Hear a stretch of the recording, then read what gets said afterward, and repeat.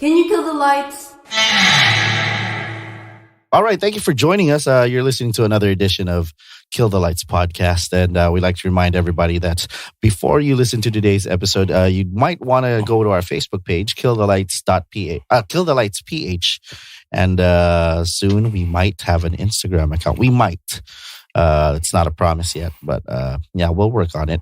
And again, this is Joey D, and I'm joined by my buddy Carl. Hello, de Mesa, and we're back to talking about films.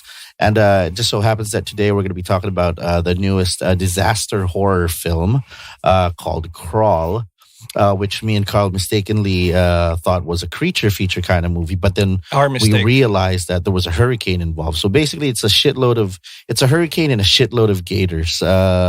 What happens when a natural disaster when Mother Nature finally gets pissed off and wreaks havoc and releases a small gators. Town. Yeah, absolutely. The movie stars. I have the hardest time pronouncing this, but I'm going to try my best.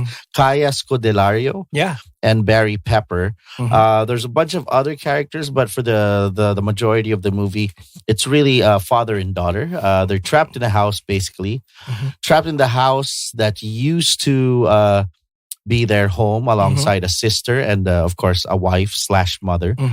And it just so happened that this house was surrounded by, again, what we would call it's different when you say a lot of gators and when you say a shitload of gators. A shitload of gators. We're talking a shitload of And gators. man, they're huge damn gators. They're healthy gators. And basically because of the geographical location of the small town, it's very near swamps.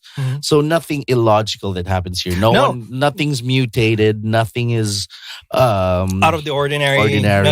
No chemical spills or nuclear reactors. A comet from outer space did not hit. We're just talking about the coexistence of man and beast.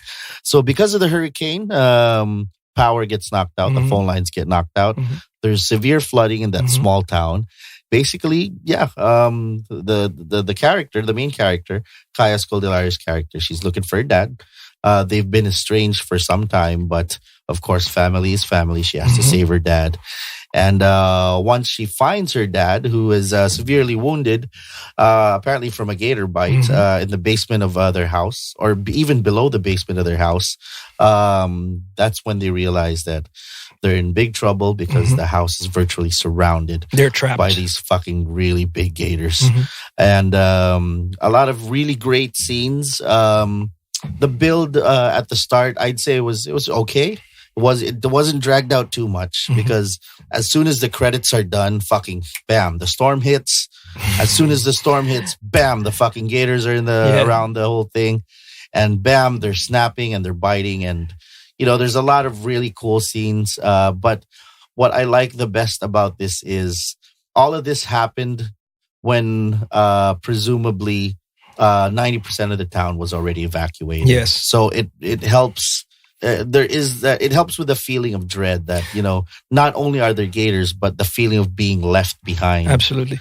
And a lot of interesting scenes, like I mentioned, especially the looting scene. The looting scene where a bunch of kids went into a bunch supposedly of rednecks decided to stay behind the drugstore or convenience store, and they're like each one of them was slowly getting eaten. It's like that was absolutely exquisite.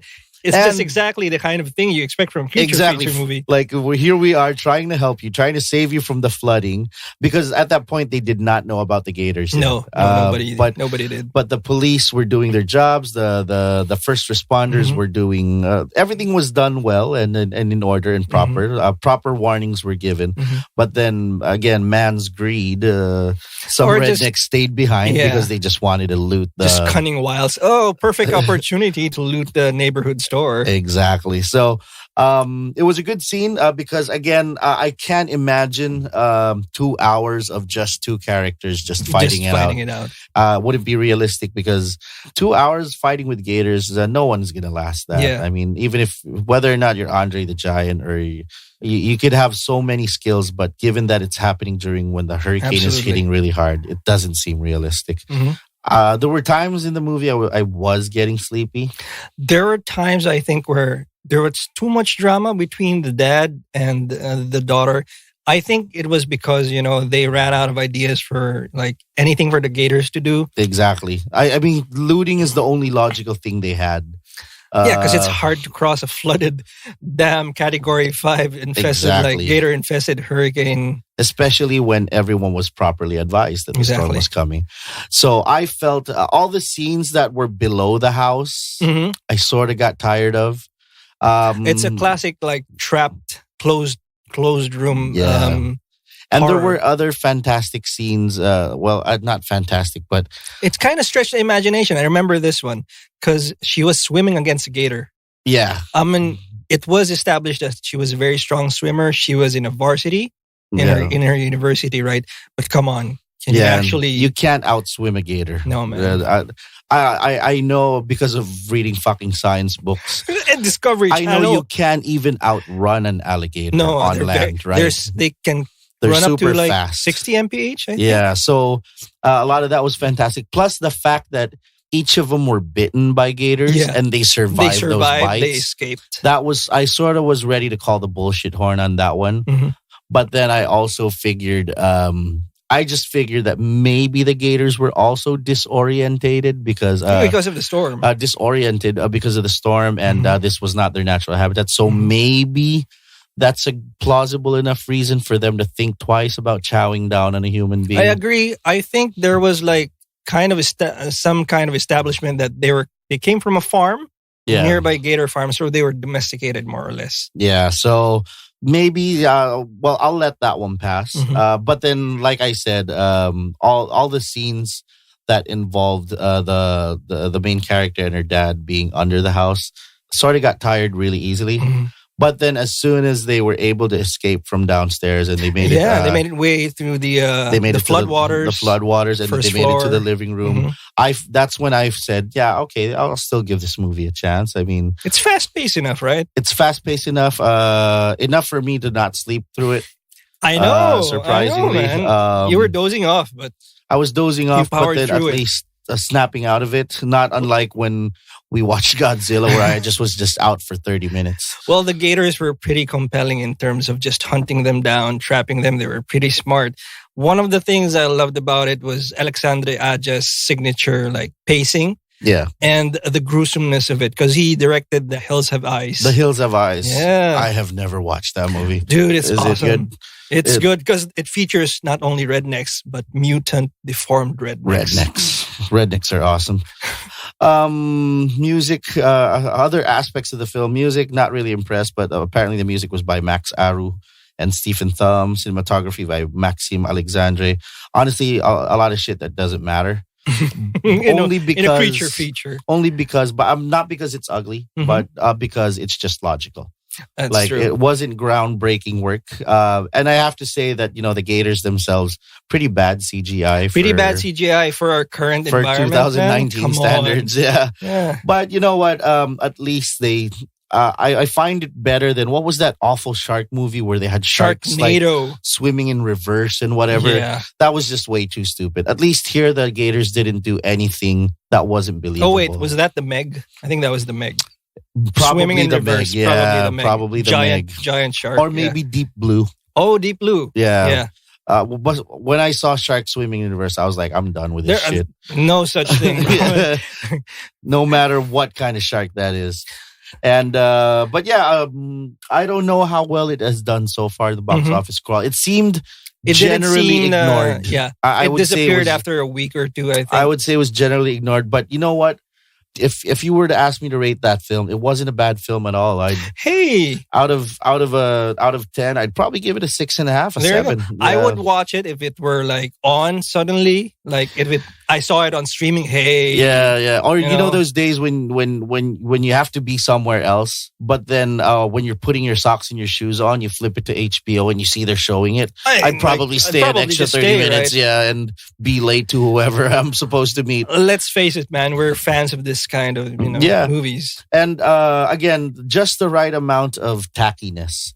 It was just the Gators that were tacky. Yeah, it needs to be, I think. But like even the acting was great. I thought the acting was okay. The acting was okay. They had pretty good chemistry. I think Scodelario is a really big star in terms of like our producer was saying she was in Skins. Yeah, and she was in Maze Runner, so it's a pretty big movie. Yeah, Barry Pepper is like I think a character actor. What do you think? I don't know. What cool name? Fucking Pepper as your Barry surname. Pepper. Pass the pepper. But yeah, you want to see my real Pepper? It was released in actually it was released in July, but it only got shown like recently. And oh wow, it has grossed 75.5 million worldwide. That's not bad for a creature feature. So yeah, for a disaster.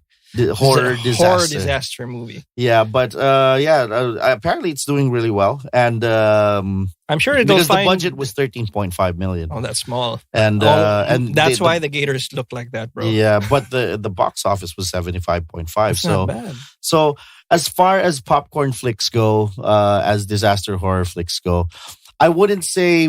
I just love how it didn't decide to go over the top. It didn't decide to go over the top because I think, man, it's mostly because of Alejandre Aja.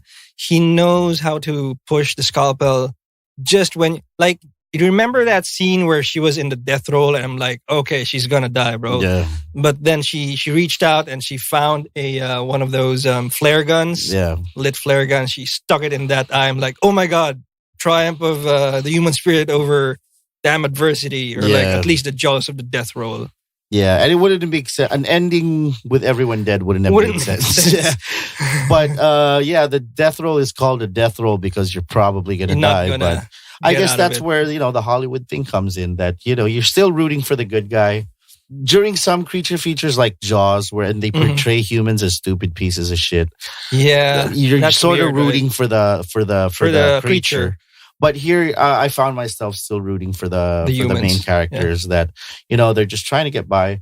They have issues. They're normal people. And, in this case, Gators really suck. They really did take pains to establish that, right? Exactly. Like the angst between the daughter and dad. That's why, how can we establish somebody going into this Category 5 hurricane to find somebody in a flooded basement? Like, exactly. Okay. So there was that sense of redemption between the two family members. At the end of it, teamwork. Hey, American way. We still love each other, even though I don't like you. I don't want you to be eaten by a gator.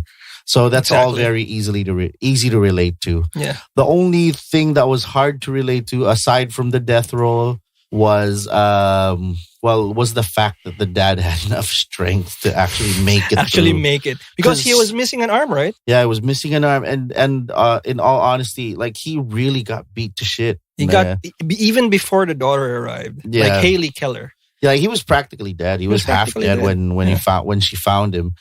But I will say that the ending still was believable. There was a shot of a rescue chopper. That was it. Yeah. And that was it.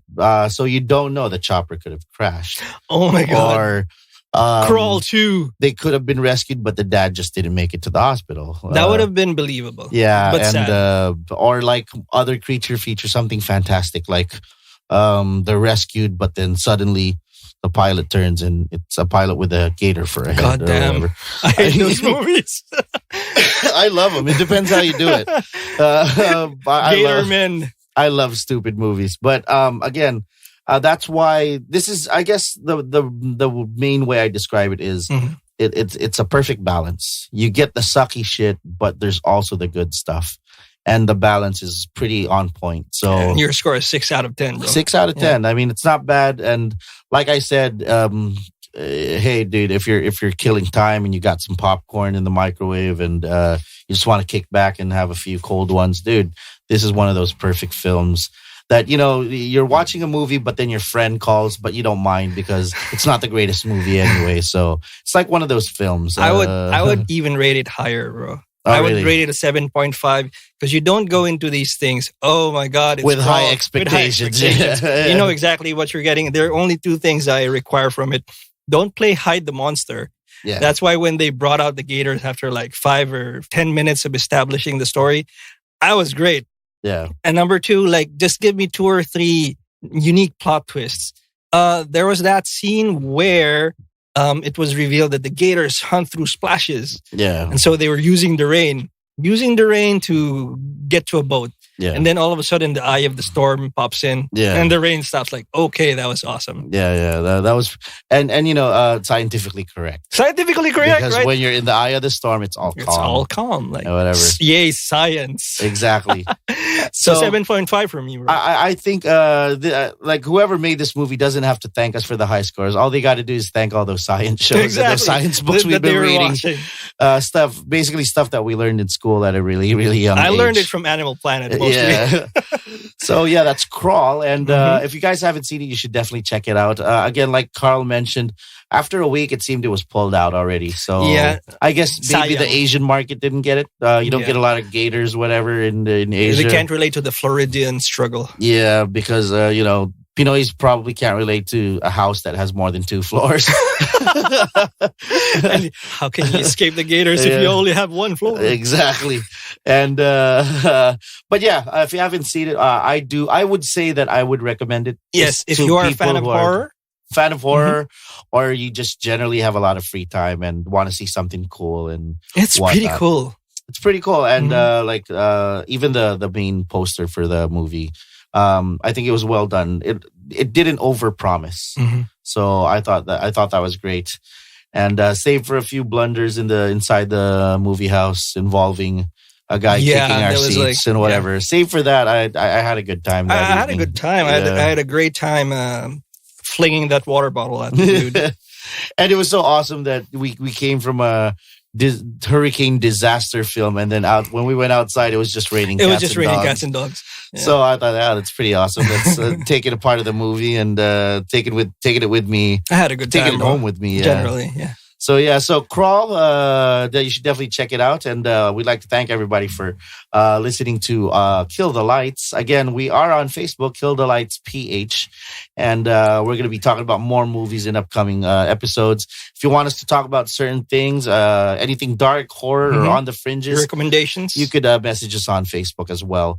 We'll definitely try to answer all your requests and questions. Thank you so much. Thank you so much for tuning in. This has been Kill the Lights. Bye-bye. Ciao.